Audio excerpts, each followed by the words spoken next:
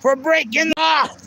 When you handcuffed me, shackled me, and you charged me with false criminal charges you knew were not true, and you ordered me not to be within 500 meters of my home in the freezing cold with no clothes, and my dog had to sleep here. We had to sleep in the corner over there. You sent an army of cops to stop me. You tried to publicly cause my death for exposing corruption in our police gang. Because I took the cops to trial. And I found out after they broke the law again that the motive was Cruz said the detective was asked to do a favor and they'll give him a promotion. Get rid of Clark. Blame him for this tragic fire that nearly killed him and his two cats that was admitted by someone else. You get a promotion. Well, why? Because Clark got a bunch of our cops found guilty in a court of law when he put them on trial in the Superior Court of Ontario. And I will release the verdict from the Superior Court that deemed that P.C. Kerr lied. The investigator covered it up, and they send it back to the Hawaii PRD, which is now known as Records. And now I have to swing a cup, go around, look for the kindness of strangers, and all that, just to feed my dog who gained a terrible habit of just loving human food. She's expensive to maintain as hell, and she is 14 years old. And your Toronto cops came, and when we were in the back over there, we started putting up all the fences that were all falling down. Your cops used to call a number on the fence, came and ran us out. When we went on this side of the street, an army of cops came and ran us out.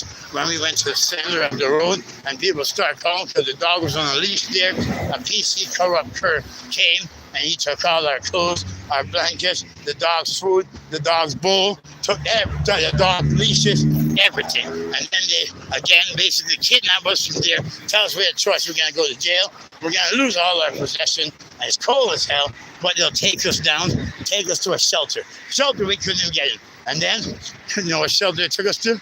A shelter where there's 4 bathroom stalls, and you were allowed to do fentanyl legally. There was no windows, no ventilation, and you had to line up to use the bathroom for hours because all the drug addicts were in the stalls doing fentanyl. Yes, that was your homeless service in Toronto. And you had to lock your dog in a cage. You had to be eat a certain time. All these nonsense. It was total abuse. And abuse is corruption. So whether it's in our homeless services, or whether it's in our traffic service, whatever service it is in the city of Toronto that receive even $1 from taxpayers' dollars, since I had to usher during my homeless days when the cops broke the law, just to live and survive, then we are going to weed it out of our government so we can put the people's taxpayers' dollars back to where it belongs. Service for the people. As your incoming mayor, Mr. Kevin Clark, is not going to protect taxpayers' dollars alone.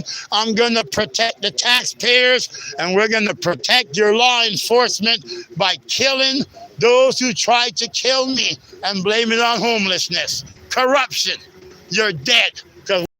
Corruption in all forms of our service of government, municipally. That's Kevin Clark's campaign for mayor. So the cops might try to charge me and say I'm going to kill cops. No, I'm not going to kill no one. I'm going to kill a thing called corruption. Corruption. That means that your job, your badge is gone if you engage in corruption. Your job is gone if you engage in corruption. If you engage in corruption, your job is gone. Kevin Clark for mayor.